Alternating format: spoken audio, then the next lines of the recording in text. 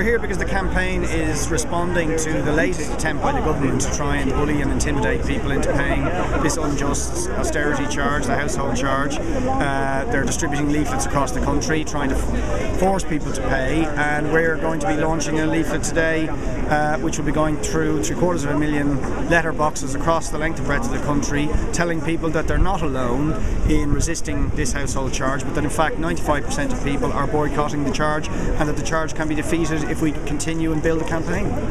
It's a recurring theme that people see it as finally something that they can use to vent their spleen at all of the other cuts on austerity that's been going on. Maybe it's been the missing link or something, but quite quickly at all the meetings it raises broader questions and concerns, and I think we've sensed a real anger. There is a huge momentum developing behind the campaign against household water and septic tank taxes, because ordinary people see them as simply another mechanism to bail out toxic banks and toxic bondholders.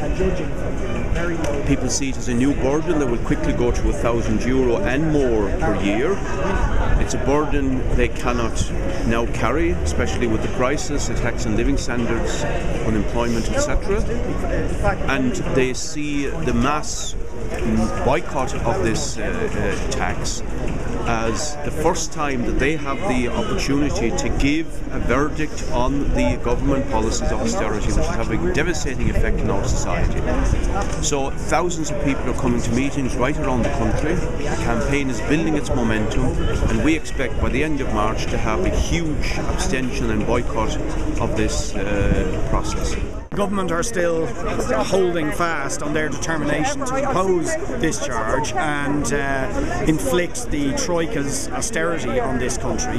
But I think it's very clear that a majority of people oppose that austerity programme and oppose this household charge, and the huge level of non-registration bears that out. So I think the government have a big problem, because people rightly see this is their opportunity to say no to the unjust austerity programme and this country being bled dry to pay off bankers and bondholders. I just think that this is one that people are saying to us, they see it as a kind of a referendum on everything. We've been taken aback actually that some people at the meetings have nearly accused us of being too conservative, too tame. We've had elderly people jumping up at meetings calling for revolution and all the rest, which is not something you normally expect, but it's kind of indicative of a changed mood, all right, you know. I think it's very, very significant that this is the first time in 3.5 years of austerity that people have had a discretion in regard to what they are being asked to pay.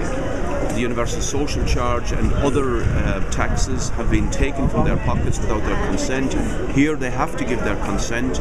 They are not giving their consent in huge numbers, and that has to be a message to the government and to the European establishment that they cannot afford to ignore.